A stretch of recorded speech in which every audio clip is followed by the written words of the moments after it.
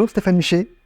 Nous sommes très heureux de vous retrouver aujourd'hui à Nantes pour ce tout nouveau volet de Connaissez-vous vraiment les armements français, pour redécouvrir un armement stratégique dans l'indépendance des approvisionnements énergétiques de la France, Euronav, ou plutôt désormais CMB-Tech Euronav, votre nouvelle appellation que nous allons détailler juste après.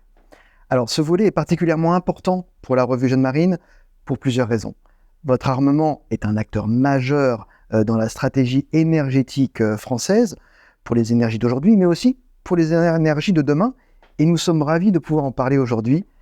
Et ce volet vient également introduire et vous annoncer notre participation aux Assises de l'économie de la mer de Bordeaux la semaine prochaine en tant qu'exposant. Et nous vous donnons évidemment rendez-vous à cet événement incontournable pour découvrir notre tout premier stand en partenariat avec CMB-Tech Euronav et le cluster maritime français. Et nous vous présenterons notre toute nouvelle orientation média avec le studio Jeune Marine, qui vous permettra également de rencontrer notre équipe, nos auteurs publiant aux éditions Jeune Marine et évidemment nos partenaires. Rebonjour Stéphane, vous êtes actuellement le directeur général de Euronav. Avant de rentrer dans le cœur du sujet, on aime bien en savoir un petit peu plus sur le profil de la personne que nous interviewons.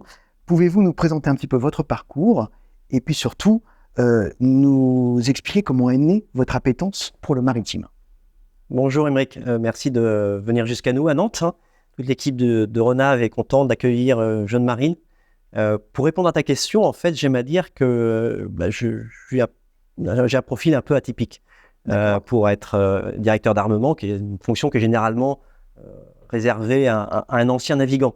Moi, j'ai plutôt un profil financier. J'ai un parcours et une expérience de directeur financier dans plusieurs entités, dans différents secteurs d'activité, l'agroalimentaire, la santé et les télécoms. Et j'ai améri dans le maritime un peu de façon un peu fortuite, mais par contre, je suis arrivé chez Euronav en tant que directeur financier. Quelques mois après mon arrivée, le directeur de l'époque est parti en retraite et les dirigeants du groupe Euronav m'ont proposé de prendre la direction des filiales françaises. Et alors, mon appétence pour la mer, elle se résumait à cette époque au jeu de plage et puis au virer en voilier, la planche à voile du côté de Saint-Malo. Donc très vite, j'ai été obligé d'apprendre, j'ai été obligé de m'adapter. Et heureusement, j'ai pu m'entourer de gens, je dirais, compétents et de gens qui m'ont aidé dans cette démarche, qu'ils soient d'ailleurs à terre ou à bord. Quand je remonte 14 ans en arrière, quand je suis arrivé dans Euronav, c'était surprenant d'ailleurs de voir finalement le fossé entre navigants et sédentaires. Et finalement, j'ai eu beaucoup de chance parce que on a bien travaillé sur le sujet et je pense qu'aujourd'hui, grâce à ça, j'ai pu prendre mes fonctions. D'accord. Voilà. Alors, Euronav, pour nombre d'entre nous, est un armement aussi puissant que mystérieux. Pouvez-vous nous décrire les activités de Euronav actuellement? Combien de navires vous opérez et quel transport est assuré actuellement par ces navires? Alors, un armement mystérieux, c'est un grand mot. On n'a pas de mystère chez Euronav. On est armateur. On transporte du pétrole brut. D'accord. Et on a environ en permanence 200 personnes, je dirais, en mer. Donc ça, c'est le personnel d'exécution et officier. Alors, vous avez 200 personnes exactement, personnel d'exécution et officier. Alors, d'où vient Euronav? Euronav est très empreint de son histoire. Les plus anciens se rappellent de la SNTP, de la SFTP, de la MHL. Et c'est en 1995 qu'est apparu le nom d'Euronav, à l'époque où la société CMB, la compagnie maritime belge et la banque Worms ont repris les activités de Franchip. Et puis 2 ans après, ils ont créé la division pétrole et laissé les autres navires à la compagnie maritime nantaise. D'accord. Puis après, 20 ans se sont écoulés pendant lesquels le groupe a consolidé, je dirais, sa position pour devenir jusqu'à l'année dernière à peu près le premier acteur mondial dans le transport de pétrole brut avec 75 gros navires. Parallèlement, donc le groupe a été coté en bourse. La famille, on est devenu un groupe familial qui a petit à petit évolué vers un grand armateur public. Et parallèlement, donc, le groupe a créé une grosse structure de ship management intégrée. D'accord. Et en 2024, la famille Saint-Brice est revenue prendre le contrôle d'Euronav Group par le biais d'une OPA. Et depuis, Euronav est devenue la division tanker du groupe.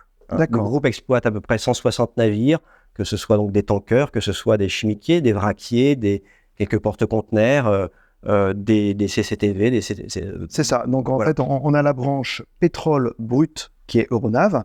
Cette branche-là n'est pas que française. Vous avez également des filiales européennes, belges, grecques.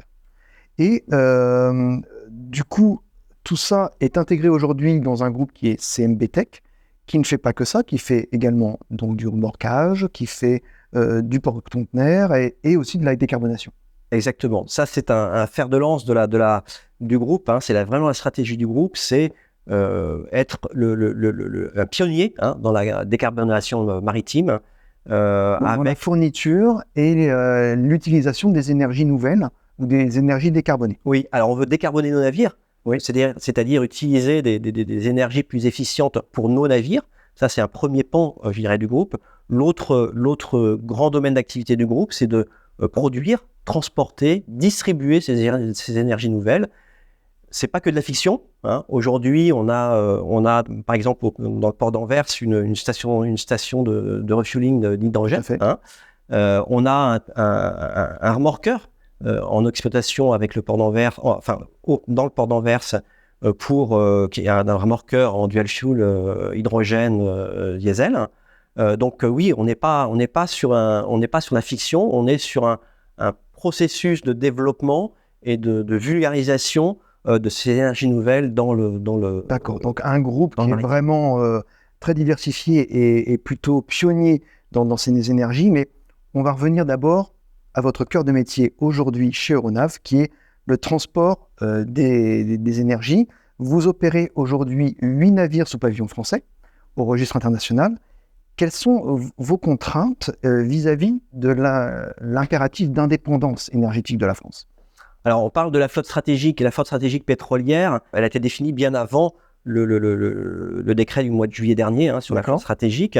Ça correspond pour Euronav à avoir un engagement avec la France de maintenir une certaine quantité, un certain tonnage sous pavillon français, sous pavillon RIF. Il s'établit cette année à 2 400 000 tonnes, soit l'équivalent des 8 VLCC dont tu parlais, pendant une certaine durée.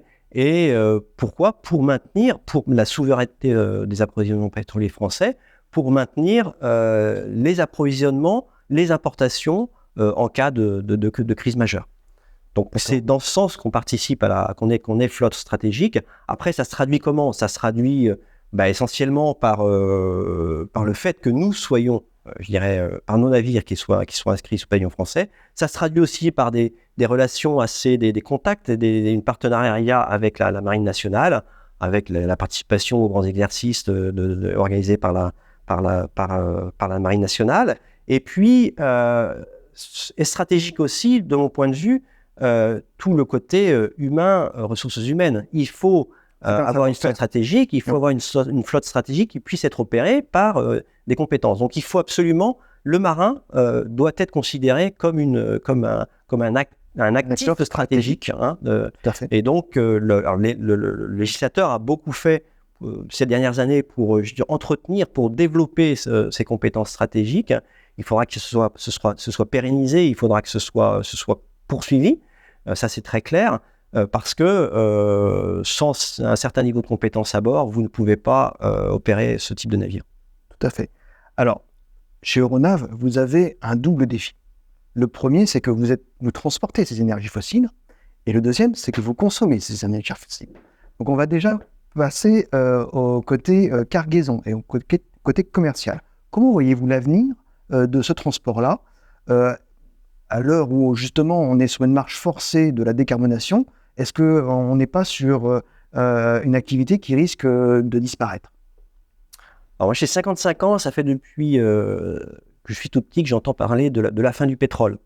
on voit pas trop la fin du pétrole dans notre société. Ouais. On est une société qui devient de plus en plus énergivore. Alors certes, le mix énergétique, je dirais, évolue en fonction des différentes énergies nouvelles qui arrivent, mais en termes de volume, on n'a jamais consommé autant de pétrole dans le monde.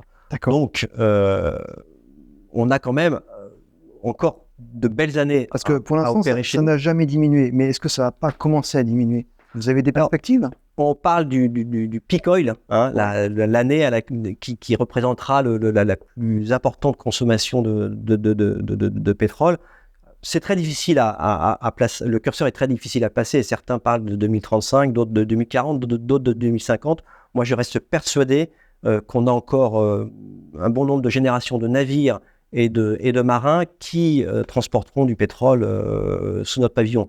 Après, il y aura toujours le relais des énergies nouvelles qu'il faudra transporter.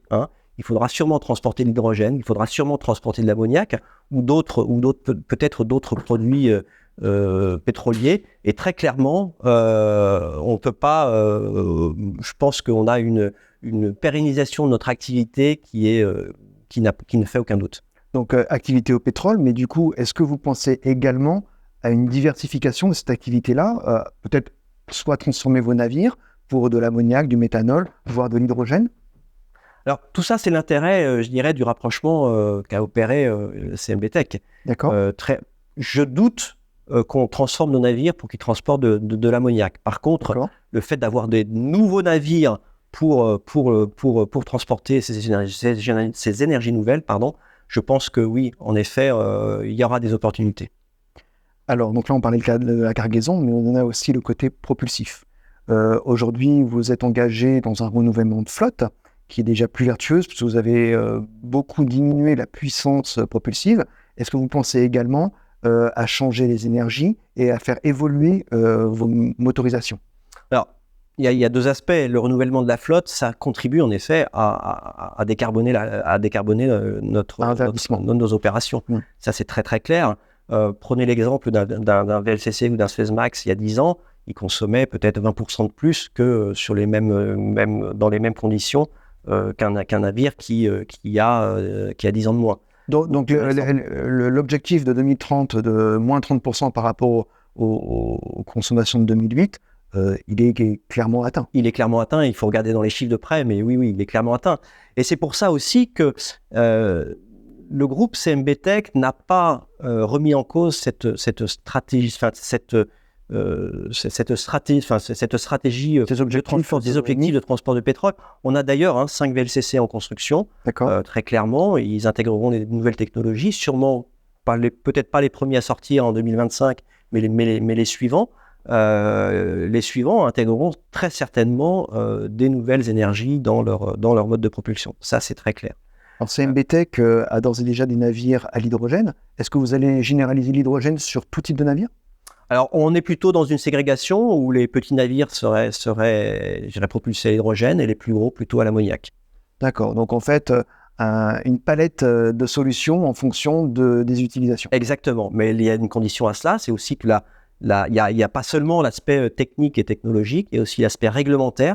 Il va falloir que la réglementation évolue, les réglementations françaises, par rapport à l'emploi, par rapport à l'utilisation de ces produits à bord de peut-être navires. Aussi à l'approvisionnement, sécurité, toute la logistique. Toute la logistique également qui doit être mise en place. Et puis aussi toute la formation, la formation des officiers, parce que on peut imaginer que ces nouvelles énergies seront très demandeuses en termes de formation, de certificats, etc.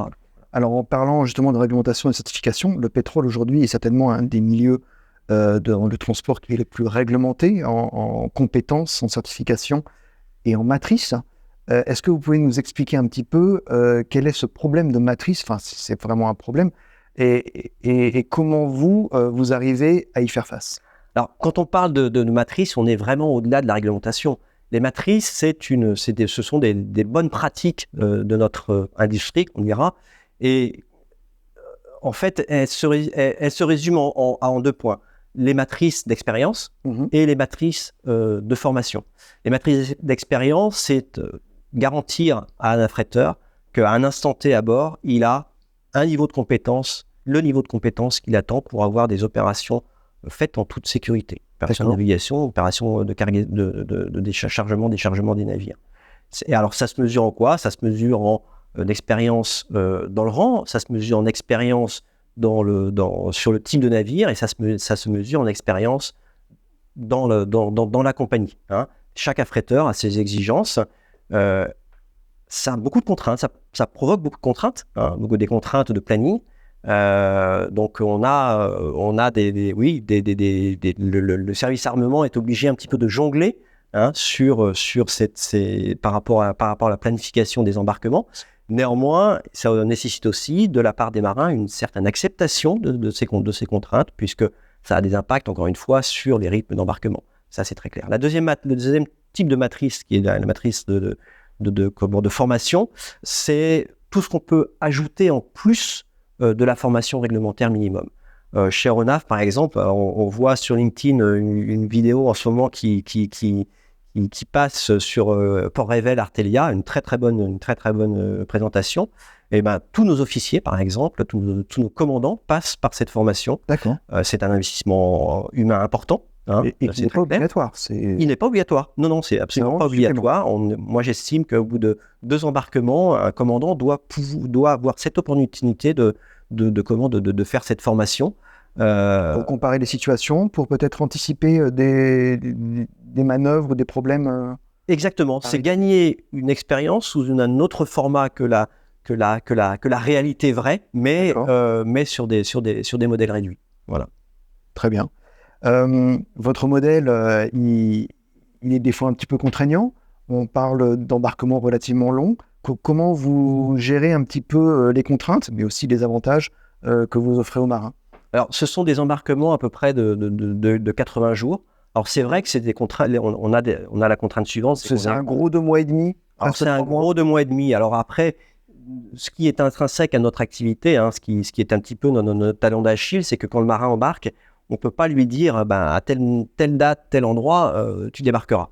Non, ça, c'est pas possible. Il y a toujours un peu un volant de quelques jours qui oblige à... On le retrouve dans le gaz, dans le conteneur. Quand il n'y a pas de ligne régulière, c'est un petit peu le quotidien. C'est un petit peu le quotidien.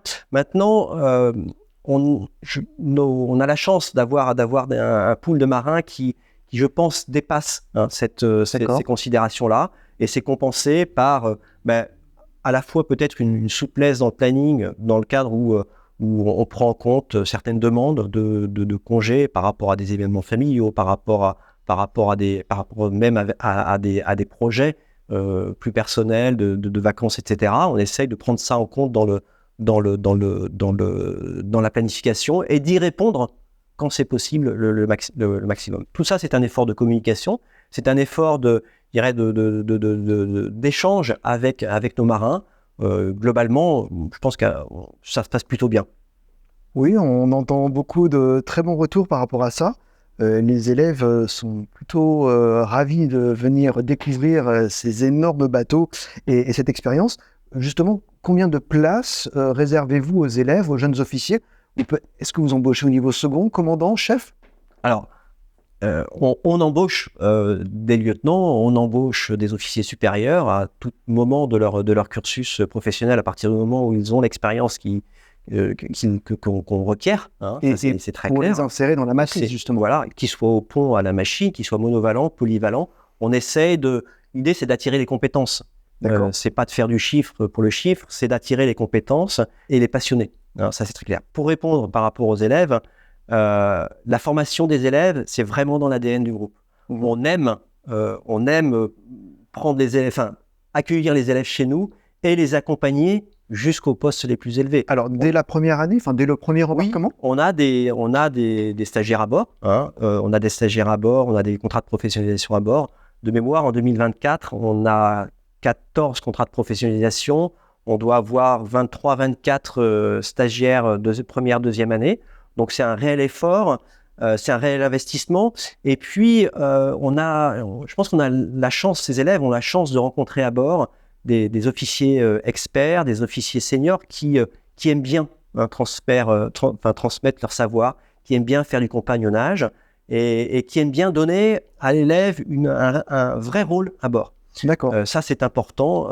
L'élève, Oui, il ne sera pas juste là à côté de l'officier à regarder. Il pourra peut-être faire, toucher, avoir peut-être même des tâches qui lui incombent. Ah, il a des tâches qui lui incombent. Il réalise ses tâches sous la responsabilité d'un officier plus senior que lui. Mais très clairement, l'élève a sa place à bord.